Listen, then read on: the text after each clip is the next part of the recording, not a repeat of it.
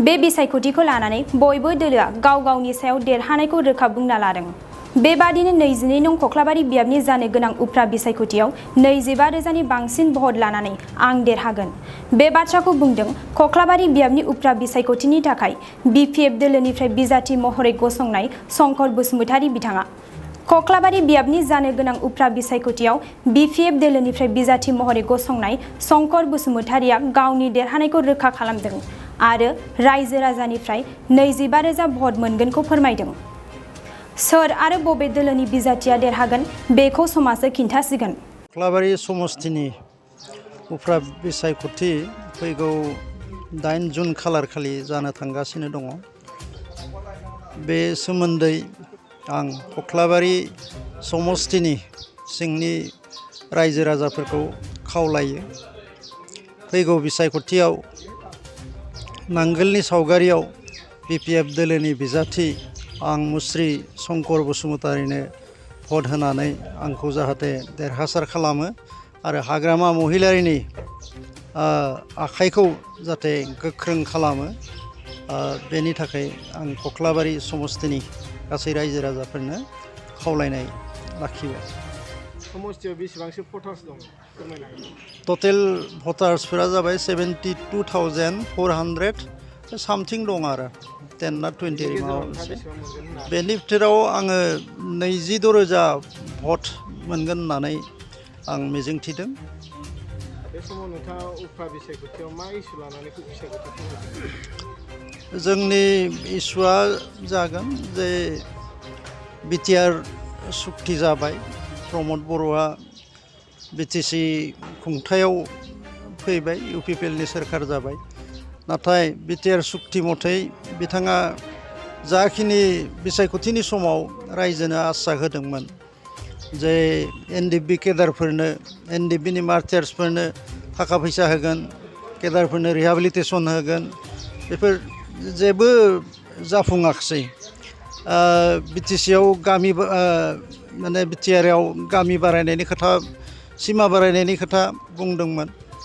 माखासे खामानि मावनायनि खोथा बिथाङा बुंदोंमोन। नाथाय 2 बोसोर बारबाय बिथाङा जेबो मावना दिन्थिनो हायाखिसै।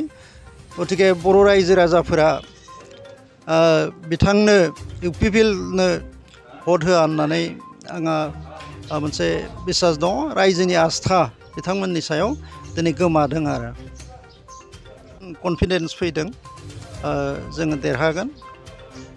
नोंथाङा गाव हारसिं गेलेनो होननानै गेलेदों ना पार्टिनिफ्राय?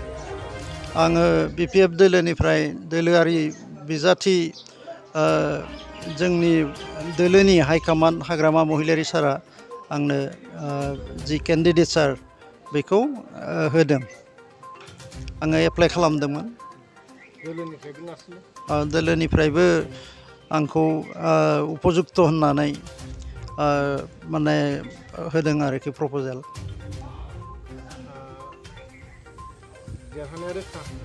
देरहानाया रोखा।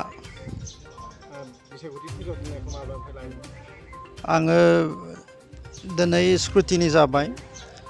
दिनैनिफ्रायनो फिसा बिला माबाया सोलिगासिनो दङ। नाथायब्ला 26 थारिखैसो डिक्लारेसन जागोन केन्डिडेटसारा अफिसियेलि। गाबोनो उइथड्रयेलनि डेट 25, 26आव डिक्लारेसन। गतिके 27निफ्राय अफिसियेल केम्पेइन बे सोलिगोन आरोखि। नोंथाङा सरखारि साख्रि नागिरदोंना? नोंथांनि थाखाय मोनसे गोजोनथाव खौरां। नोंथांनि थाखाय दं एडुकेट पइन्ट, जेराव नोंथाङा सोलोंथाइ लानायनि गेजेरजों सरखारि साख्रिनि गुबुन गुबुन रोखोमनि गोब्राब आनजादफोरखौ उथ्रिसारनो हागोन आरो गावनि आथिङाव गसंथानो हागोन।